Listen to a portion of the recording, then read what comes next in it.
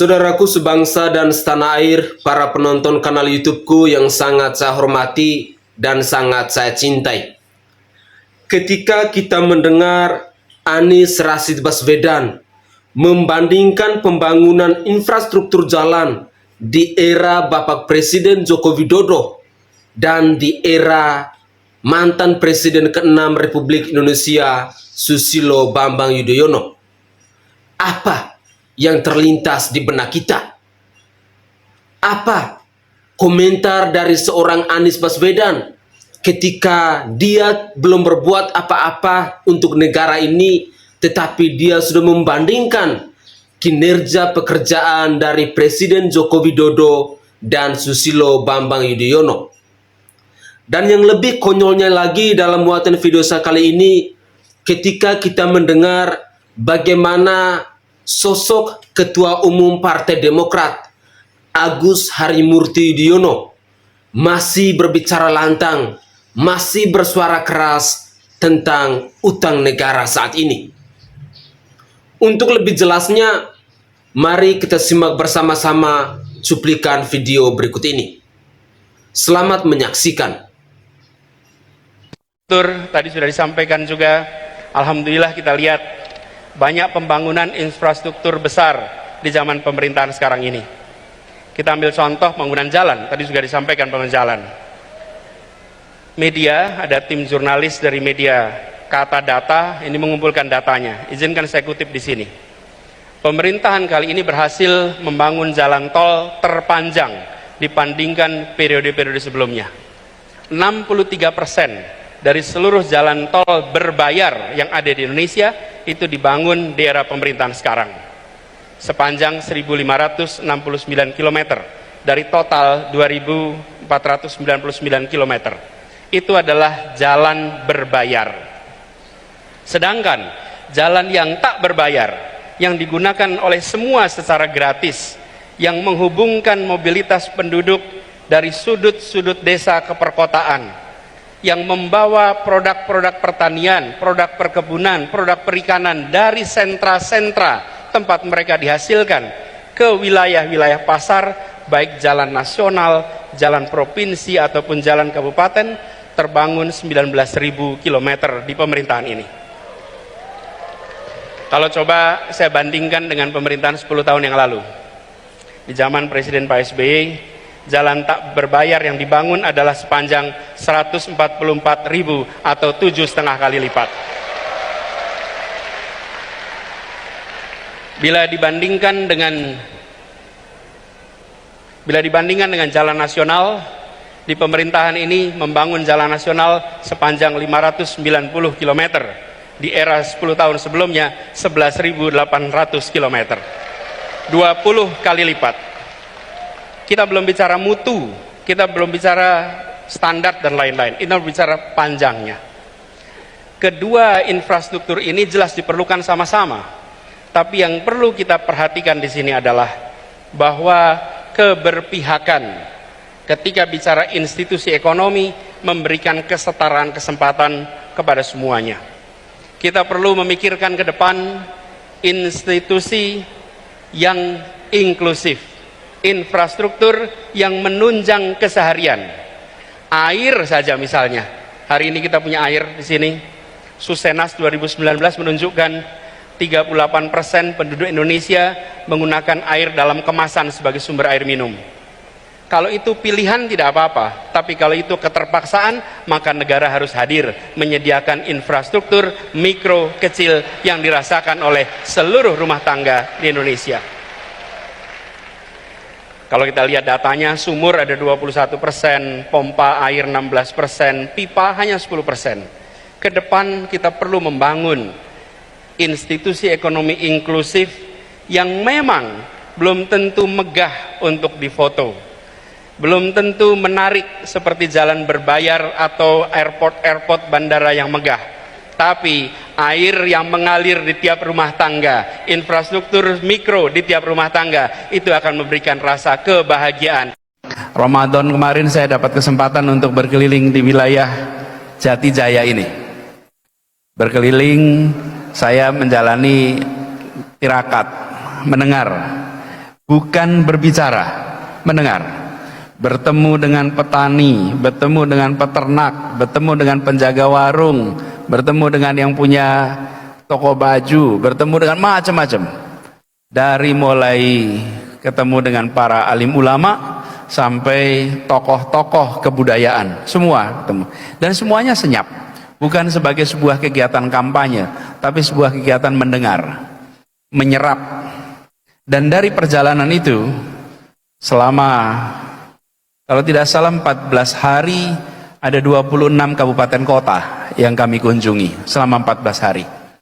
Lebih dari 120 pertemuan dengan berbagai macam masyarakat, tokoh-tokoh masyarakat.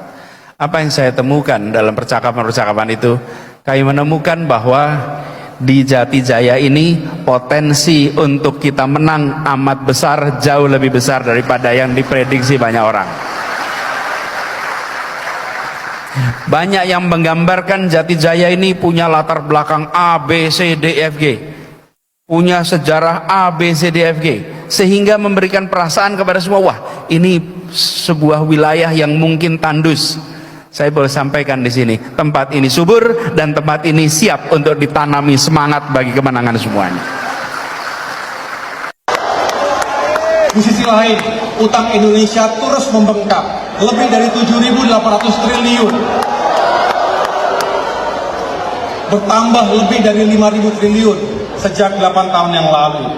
Jauh di atas keamanan fiskal negara kita. Para tokoh nasional, termasuk Pak Yusuf Kalla, mengingatkan siapapun presidennya ke depan, siapapun yang akan memerintah ke depan, akan terbebani dengan utang yang sangat berat.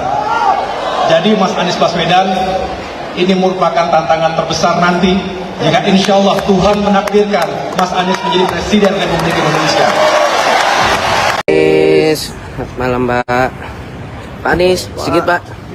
Dikit Pak. Hari ini datang ke sini. Dalam kegiatan agendanya apa Pak?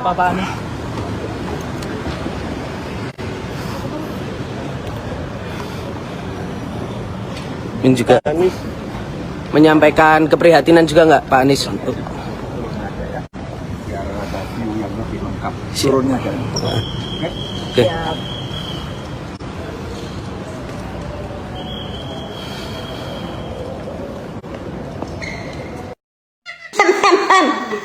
Drone kemarin bagi-bagi door prize, modalnya banyak kan kalau kampanye, naik helipad, terus bagi-bagi amplop, terus pajang-pajang door prize, 8 triliun gitu loh. Asik drone. Ya sekarang gimana? Masih bisa nggak lagi pajang-pajang door prize, bagi-bagi amplop? Kalau udah ganti baju gimana ini? Kayaknya sebentar lagi temannya nyusul nih yang kerjasama sama landasan helipadnya nih yang di Pulau Reklamasi. Dulu janji kampanyenya menolak Pulau Reklamasi akan ditutup, tapi dibuat landasan helipad, ya kan? Kerjasama dengan Surya Paloh. Pak Surya Paloh, kira-kira kecipratan nggak mantan gubernur itu? 8 triliun itu Pak. Aku curiga Pak. Curiga kali aku Pak. Ya, mungkin bisa jadi ya yang 8 triliun itu bagi-bagi door prize kemarin. Ya, Tara Majreng. Bagaimana kabarnya si Ajeng CT16 Jeng?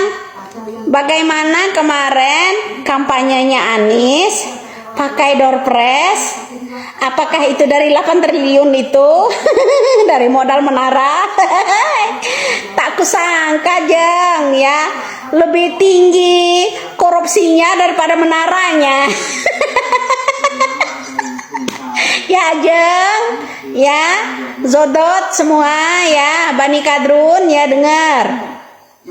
Lebih tinggi menara apa lebih tinggi korupsinya? Kalau kata saya lebih tinggi korupsinya daripada menaranya. 8 triliun bro. Pantesan kemarin kadrun semuanya Pol Surya Paloh bersikeras. Akhirnya ucapan saya terbukti. Kayaknya ada Pak Bewok itu menyembunyikan sesuatu, mau dukung Anies kata saya. Ya, jangan-jangan modalnya ngambil dari 8 triliun itu. Iya Pak ya. Drone, jangan-jangan modalnya ngambil dari 8 triliun itu, dari menara, ya enggak? Salam drone. Salam 8 triliun. Salam. Oke guys, Assalamualaikum warahmatullahi wabarakatuh. Salam, Om Swastiastu, Namo Buddhaya, salam kebajikan dan salam sejahtera untuk kita semua. Saudaraku sebangsa dan setanah air, para penonton kanal YouTubeku yang sangat saya hormati dan sangat saya cintai. Salam jumpa dan selamat bertemu kembali bersama saya Sainai pada hari ini, Minggu 21 Mei 2023.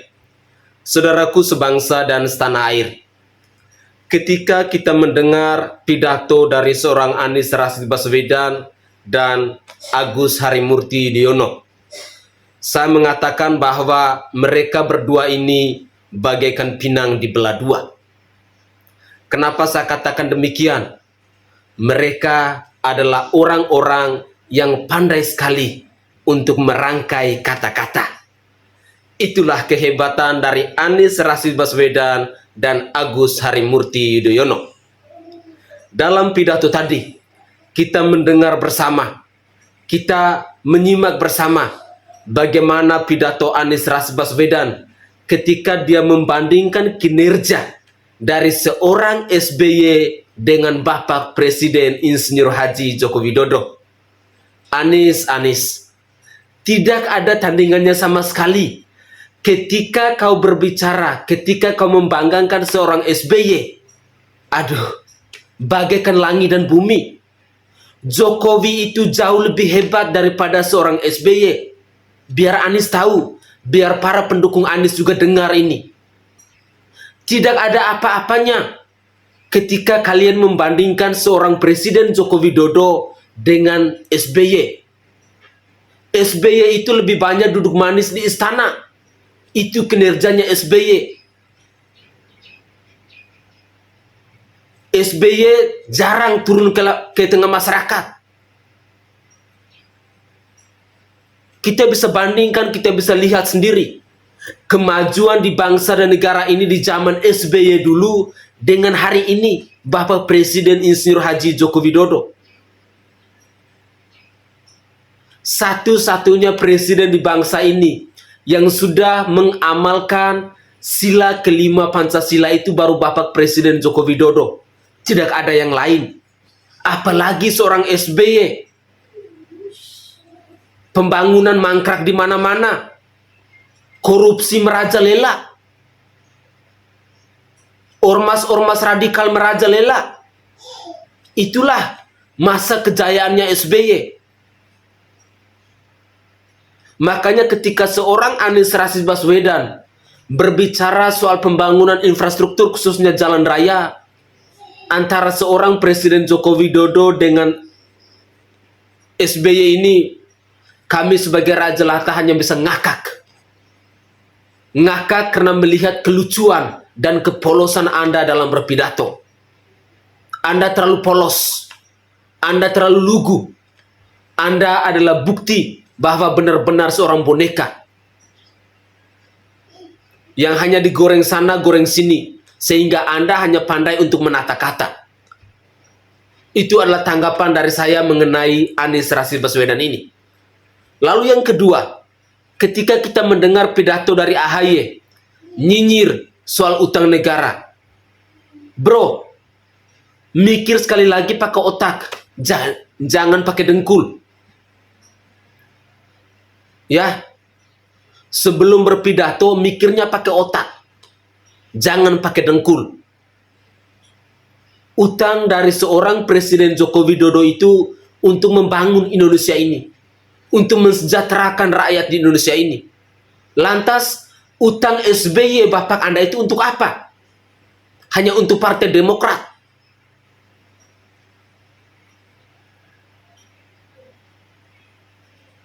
Jadi tolonglah, kalau mau nyinyir kinerja dari Bapak Presiden Joko Widodo itu, berpikir 2, 3, sampai 10 kali baru omong. Jangan asal bacot. Karena rakyat sudah tahu semua. Rakyat sekarang sudah cerdas. Sehebat apapun Anda bernarasi, sehebat apapun Anda berpidato, rakyat sudah tahu semua. Kami orang Timur bilang, stop kau tipu-tipu. Stop omong kosongmu. Saudaraku sebangsa dan setanah air, saya berharap banyak. Semoga dengan pidato-pidato yang disampaikan oleh Anies Rashid Baswedan maupun AHY tadi dapat membuka wawasan kita agar kita lebih kritis untuk menentukan figur pemimpin yang tepat di tahun 2024 nanti. Saya secara pribadi no untuk seorang Anies Rashid Baswedan.